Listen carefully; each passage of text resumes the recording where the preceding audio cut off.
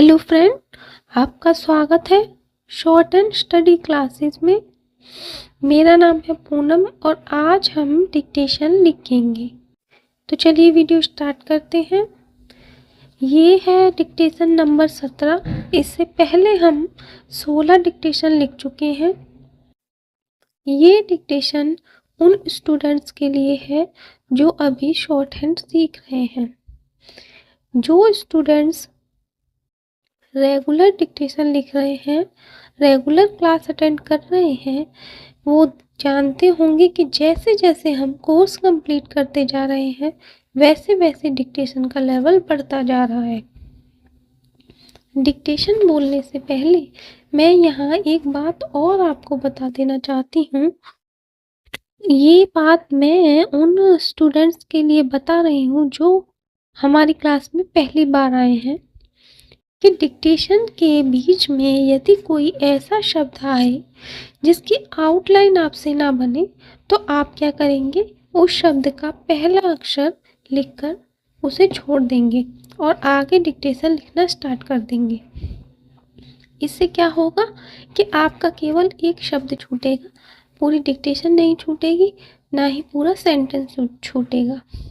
ठीक है, आगे मैं आपको बताऊंगी कि आपसे कोई भी शब्द ना छूटे, इसके लिए आपको क्या करना है।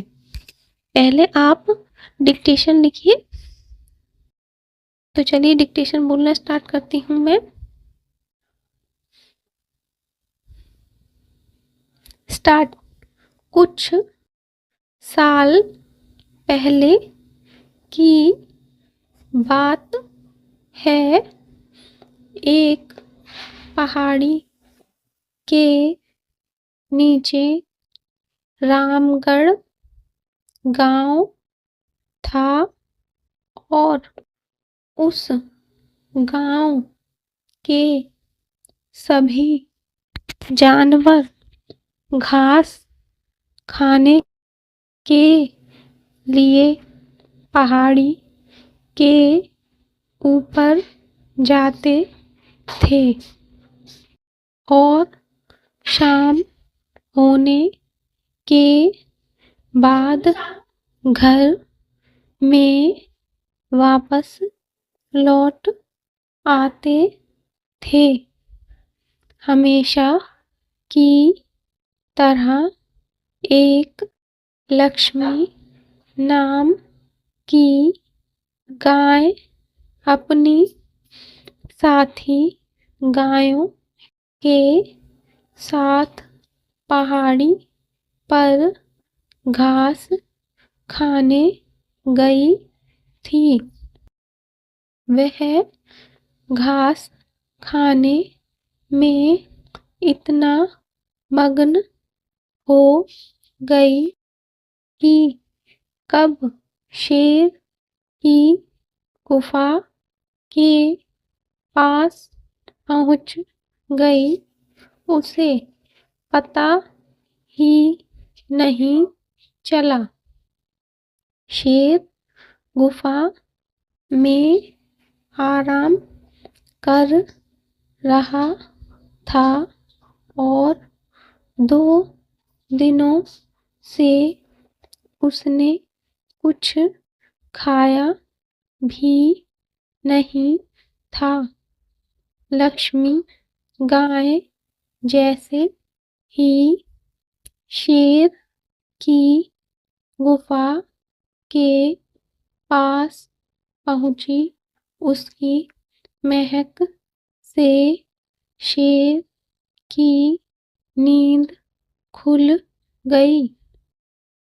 शेर ने धीरे से गुफा के बाहर झांका और गाय को वहां देखकर बहुत ही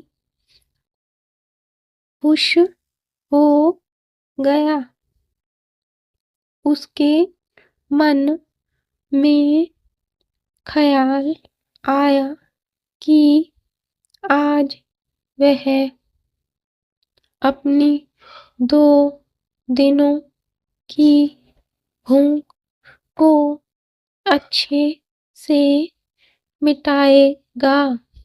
आज वह एक हष्ट पुष्ट गाय का मांस मजे से खाएगा। और तभी उसने एक तेज दहाड़ लगाई। जैसे ही लक्ष्मी गाय ने शेर की आवाज सुनी, वह बहुत डर गई। वह अपने आस पास देखने लगी, लेकिन वहां दूसरी कोई भी गाय मौजूद नहीं थी। जब उसने थोड़ा साहस करके पीछे देखा तो उसके पीछे शेर खड़ा हुआ था। शेर लक्ष्मी को देखकर एक बार फिर से दहाड़ने लगा और लक्ष्मी गाय से कहता है, स्टॉप। अब मैंने स्टार्टिंग में आपको बताया था कि यदि कोई शब्द आपसे छूट गया है तो आप उसको आउटलाइन नहीं बन रही तो आप उसे छोड़ देना। तो वो मैंने इसलिए कहा था कि आप उसी शब्द में अगर उलझे रहते तो आपसे आगे की डिक्टेशन छूट जाती। तो इससे अगर आपने वही शब्द छोड़ा है तो आपको ये पता होगा कि आपसे केवल वही शब्द छूटा है, यानी कि वही गलत हुआ है। तो आप उस शब्द की प्रैक्टिस कर सकते हैं। बाकी डिक्टेशन आपने लिख ली है। अच्छा हाँ, यहाँ मैं स्क्रीन पर इस डिक्टेशन की आउटलाइन को लगा दूंगी ताकि आप उसमें से चेक कर लेना कि आपने सही लिखा है या नहीं। अब क्या करना है आपको, वो जो शब्द आपसे 1, 2 या 3 जितने भी यदि कोई शब्द है जिसकी आउटलाइन आपसे नहीं बनी है तो आप उसकी प्रैक्टिस करना है। आपको 10 बार देखकर 10 बार बिना देखे आपको उस शब्द की प्रैक्टिस करनी है, चाहे एक शब्द हो चाहे 4-5 जितने भी हों। तो इससे आपको वो शब्द लिखना आ जाएगा और जल्दी से लिखना आ जाएगा। ठीक है। अब इसका एक कारण ये भी है, मैंने इस बात को इसलिए भी कहा था, ये मैं आपको बता दूं कि ये आपको हैबिट बना लेनी चाहिए कि जब भी आप डिक्टेशन लिखेंगे तो यदि कोई ऐसा शब्द आ जाता है तो आप उसको ऐसे पहला अक्षर बनाकर छोड़ देंगे, बाकी डिक्टेशन लिखने लग जाएंगे। इससे क्या है कि जब आप इस डिक्टेशन की हिंदी में अनुवाद करेंगे तो आप वहाँ लगा सकते हैं अनुमान कि वहाँ कौन सा शब्द हो सकता है। क्योंकि देखिए डिक्टेशन में जब कोई मैटर बोला जाता है उसमें कोई स्टोरी होगी या कोई ऐसा मैटर होगा, आपको पता चल जाएगा पढ़ने से या सुनने से कि वहाँ किस की बात हो रही है। तो आप उससे अंदाज़ा लगा सकते हैं कि वहाँ कौन सा शब्द होगा। तो इससे आपकी गलतियाँ कम होंगी जब आप हिंदी में अनुवाद करेंगे। ये आपको पता होगा, और नहीं पता है तो आप जान लें कि जब हम एग्ज़ाम देने आप जाएंगे, स्किल टेस्ट होगा वहाँ, तो आपकी शॉर्ट हैंड में आपने क्या लिखा है वो कोई नहीं देखेगा। वो वाली कॉपी आपकी चेक नहीं होगी।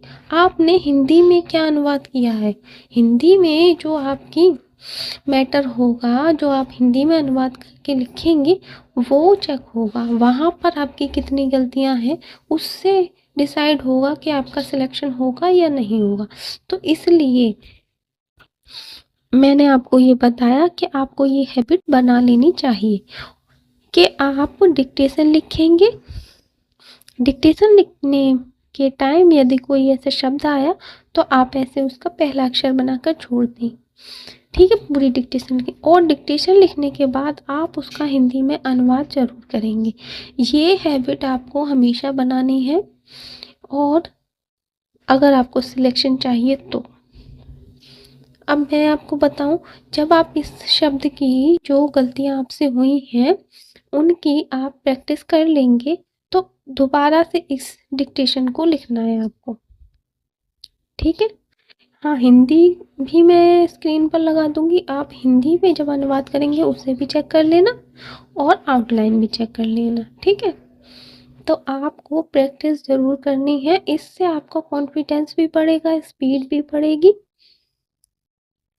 और तो आपकी जो हैबिट बना लेंगे तो आपके 99% चांसेस हैं कि आप गलतियां कम करेंगे। जो देखिए, अभी तो आप सीख रहे हैं, लेकिन जब कोर्स कंप्लीट हो जाता है, मैंने बहुत सारे स्टूडेंट्स देखे हैं, सर्च करते हैं कि गलतियां हमारी ज़्यादा हो रही हैं, या हम शॉर्ट हैंड में लिख ले रहे हैं, अनुवाद नहीं कर पा रहे हैं, या हमारी स्पीड कम है। ये सब सर्च नहीं करना पड़ेगा आपको, यदि आप इन टिप्स को फॉलो करते रहेंगे तो। बाकी यहाँ तक बने रहने के लिए धन्यवाद।